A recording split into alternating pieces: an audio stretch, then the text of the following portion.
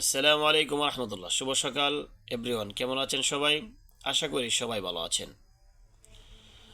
আজকে কিছু কথা বলবো সমাজের বাস্তব চরিত্র নিয়ে। আমরা যারা সমাজের মধ্যে মসজিদ পরিচালনা করছি, মাদ্রাসা পরিচালনা করছি, এই বিষয়ে কিছু কথা বলবো। অধিকাংশ জায়গাতেই মসজিদ কমিটির সভাপতি হচ্ছে ঘুষখোর সুদখোর।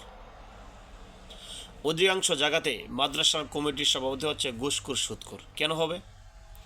মাদ্রাসা কমিটির এমনকি একজন মমিন ব্যক্তিকে দেওয়া যায় না?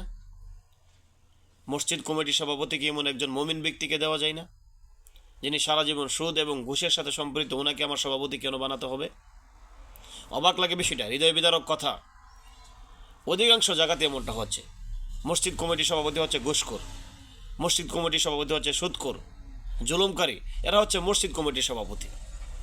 নাউজুবিল্লাহ। প্রকৃত মমিন ব্যক্তি নাই খুঁজে পান না, যারা 5 ওয়াক্ত নামাজ কখনোই কাজা করে না, এদেরকে মসজিদ কমিটির সভাপতি বানান। যারা কখনো সুদের সাথে সম্পৃক্ত নাই, এদেরকে মসজিদ কমিটির সভাপতি বানান। যারা ঘুষের সাথে সম্পৃক্ত নাই, অন্যের হক মারে খাই নাই, এদেরকে আপনি মসজিদ এবং মাদ্রাসার কমিটির সভাপতি বানান।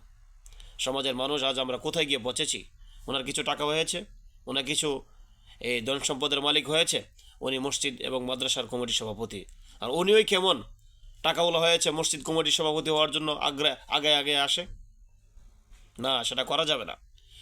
মসজিদ হচ্ছে আল্লাহর ঘর, আল্লাহ তাআলার ইবাদত চলে এখানে। ওই জায়গার যে পবিত্র স্থানের মধ্যে ভালো একজন মানুষ আমরা নিযুক্ত করব। পবিত্র স্থান মাদ্রাসা, নবীর রাসূল সাল্লাল্লাহু আলাইহি সাল্লামের একটা মাদ্রাসার বাগান।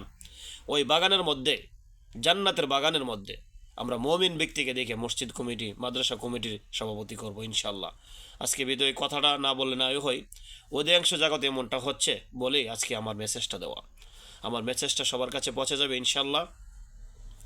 যারা আমরা সুদ এবং ঘুষের সাথে সম্পৃক্ত আছি, এরা যেন এইগুলা কাছ থেকে বেরিয়ে আসি। তোমার মতন সুদখোর ঘুষখোর মসজিদ কমিটির সভাপতি হওয়ার কোনো যোগ্যতা রাখে না।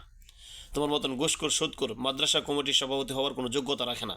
আশা করি আমার এই মেসেজটা যাদের কাছে পৌঁছাবে, আমরা সবাই শেয়ার করে দেব, যেন মসজিদ কমিটি, মাদ্রাসা কমিটির সভাপতি ঘুষখোর যারা আছে, এরা যেন বেরিয়ে আসে এবং ওই কাছ থেকে তওবা করে আল্লাহ তাআলার কাছে তওবা করে। আল্লাহ তাআলা কোরআনের মধ্যে বহুত কঠিনভাবে হুমকার রেখেছেন, সুদখোরের বিরুদ্ধে কঠিন হুমকার রেখেছেন।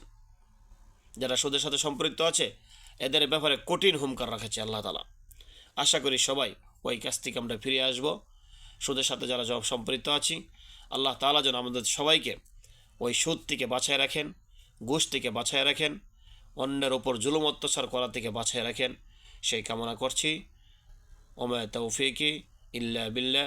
আসসালামু আলাইকুম ওয়া রাহমাতুল্লাহি ওয়া বারাকাতুহু।